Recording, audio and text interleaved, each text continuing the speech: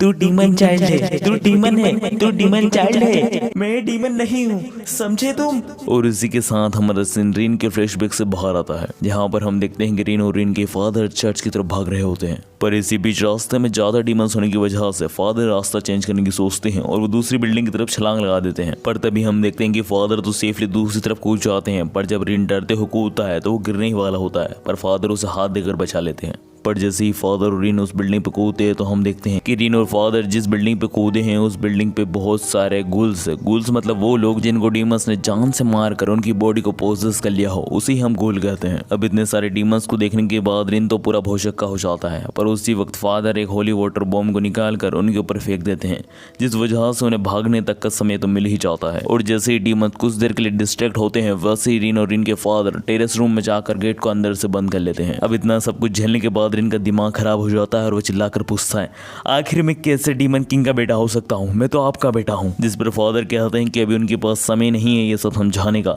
जैसे ही रात हो जाएगी सारे डीमंस एक्टिव हो जाएंगे, तब वो रिन को चाहकर भी नहीं बचा पाएंगे, इसलिए उन्हें जल्दी करनी होगी। तभी हम दूसरी तरफ देखते हैं कि हाफ डीमन बॉय के साथ ही उससे मिलने आए हुए होते हैं और वो उसको बेहोश की हालत में पूछते हैं, क्या हुआ तुम्हें। और ये सारा शोरगुल सुन के हाफ डीमन बॉय जाग जाता है और वो चिंगाड़ने लगता है और अपने पीछे कंटेनर को एक मुक्का मारकर कहता है, आ रहा हूँ मैं रिन। और तभी हम दूसरी तरफ देखते हैं कि रिन और फादर अपने चर्च पहुंच चुके होते हैं, जहाँ पर फादर सबसे कहते हैं कि जितने भी स्पिरिट बैरियर है उनको 3 गुना कर दो, जल्दी से जल्दी। और फादर की बात सुनते से चर्च के सारे प्रीस्ट मिलकर स्पिरिट बैरियर को 3 गुना कर देते हैं, जिसकी वजह से पूरे चर्च के ऊपर एक स्पिरिट शील्ड आ जाती है। और तभी हम दूसरी तरफ देखते हैं कि फादर रिन को लेकर उसी छुपे हुए तहखाने में जा रहे होते हैं, और जहाँ पर वो उसी संदूक को खोलकर उसमें से एक तलवार निकाल कर कहते हैं कि रिन तुम ये तलवार देख रहे हो, इस तलवार का नाम डीमन स्लेइंग स्वॉर्ड है और ये तलवार के अंदर ही तुम्हारे सारे राज छुपे हुए हैं। और इसी के साथ फादर रिन को बताते हैं कि उन्होंने रिन की सारी जो डिमोनिक पावर्स थी वो इसी स्वॉर्ड में उन्होंने छुपा के रख दिए,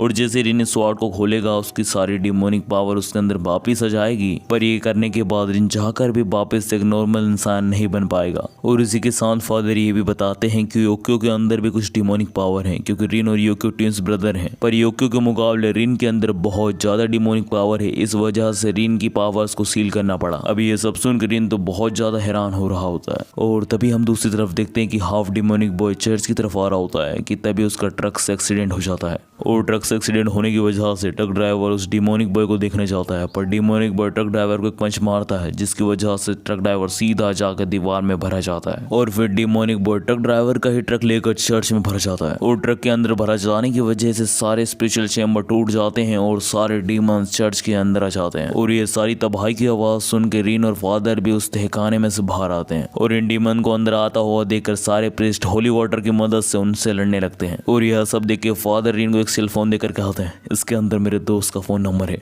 वो तुम्हारी मदद जरूर से करेगा। और यह कहकर फादर रिन को तहखाने में धक्का दे देते हैं, और फिर डीमंस और प्रीस्ट के बीच में जंग स्टार्ट हो जाती है, जहाँ पर डीमंस और प्रीस्ट के बीच में काफी खतरनाक लड़ाई चल रही होती है। और इसी बीच हम नेक्स्ट सीन में देखते हैं कि योक्यो चर्च में कॉल करने की कोशिश कर रहा होता है, पर उसका कॉल कोई भी पिकअप नहीं कर रहा होता है, क्योंकि चर्च में तो बहुत ज्यादा खतरनाक माहौल हो रहा होता है। और इसी बीच रिन अपनी पावर स्ट्रेंथ का यूज करके बेसमेंट से बाहर आ जाता है, और वो बाहर आकर देखता है कि फादर और बाकी प्रीस्ट ने डिमोनिक बॉय और डीमंस को हरा चुके हैं। और यह सब जान के कि रिन का सबसे बुरा सपना कि वो एक डीमन है वो सच हो गया है। अब यह सुन के वो बहुत ज्यादा फ्रस्ट्रेशन के साथ रिन की फादर से कहता है कि आपने मुझे बताया क्यों नहीं कि मैं एक डीमन हूँ और आप मेरे कुछ भी नहीं लगते हो। और यह सुन के कि फादर रिन के कुछ नहीं लगते, फादर रिन को एक बहुत जोर से चाटा मार देते हैं, और चाटा खाने के बाद रिन कहता है, आप सब मेरे लिए अनजान हो और मैं यहाँ से जा रहा हूँ। और यह कहकर रिन वहाँ से जाने लगता है कि तभी फादर अपने घुटनों के बल पर गिर जाते हैं और उनके सीने में बहुत ज्यादा दर्द हो रहा होता है। और यह सब देख कर रिन को समझ नहीं आ रहा होता है कि क्या हो रहा है यहाँ पर तभी हमें पता चलता है कि रिन के फादर को कोई डीमन पोजेस करने की कोशिश कर रहा है, और ये कोई आम डीमन नहीं है, ये the God of demon Satan है।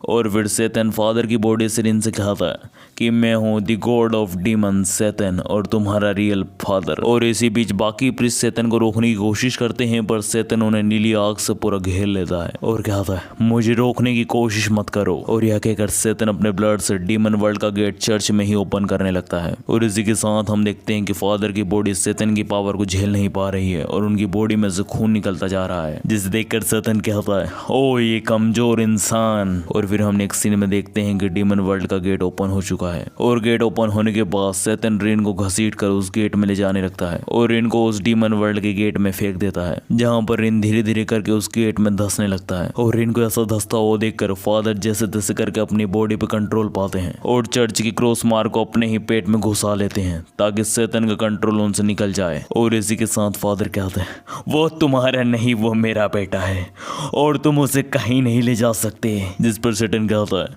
क्या तुम मुझे से दूर करने के लिए अपनी जान दे दोगे? जिस पर फादर कहते हैं, हाँ क्यों नहीं। और ये सब होते हुए रिन भी देख रहा होता है और वो अपने और फादर के बिताए हुए पलों को याद करता है कि कैसे जब भी बचपन में रिन को कोई डीमन चाइल्ड कहता था तब फादर कहते थे, तुम डीमन के नहीं मेरे बच्चे हो। और इसी के साथ हम नेक्स्ट सीन में देखते हैं कि फादर ने सैतन को रिन से दूर रखने के लिए अपने आप को सेक्रीफाइस कर दिया। और यह देखकर रिन फाइनली अपने डीमन स्वॉर्ड को ओपन कर लेता है, जिसके बाद रिन अपने ओरिजिनल डीमन फॉर्म में आ जाता है और वो अपना फुल पोटेंशियल का यूज करके सीधा जाकर डीमन वर्ल्ड के गेट को तबाह कर देता है। अब उसने डीमन वर्ल्ड के गेट को तो तबाह कर दिया, पर उसने अपने फादर को खो दिया और वह यह बार बार सोच सोच के रोने लगता है।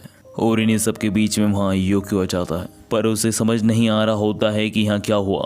पर वो जैसे ही फादर की लाश देखता है वो उनकी तरफ भागने लगता है।